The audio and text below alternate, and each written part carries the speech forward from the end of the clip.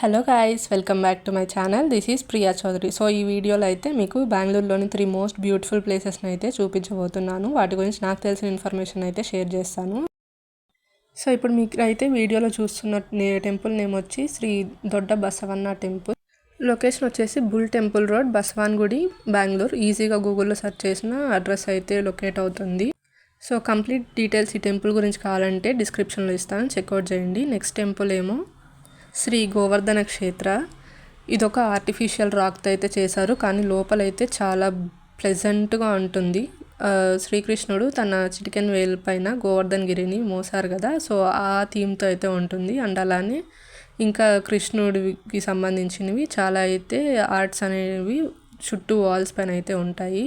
And అలానే లోపల ఒక గోశాల కూడా ఉంటుంది.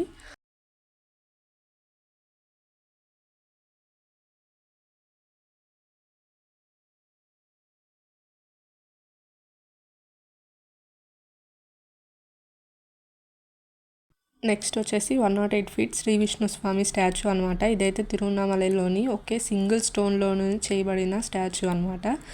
స్వామివారిని చేసిన ఈ స్టాచ్యూ అయితే ఏదైతే ఉందో దాని వెయిట్ వచ్చి 420 టన్స్. మోస్ట్ ఇంట్రెస్టింగ్ థింగ్ ఏంటంటే ఓల్డ్లోనే ఒకే రాయి పైన చేసిన టాలెస్ట్ స్టాచ్యూ అన్నమాట ఇది. ఈ స్టాచ్యూ అయితే కోదండ రామస్వామి టెంపుల్ అయితే ఉంటుంది. లొకేషన్ అయితే ఇజ్జీపుర, నియర్ టు కోరమంగళ, బెంగళూరు.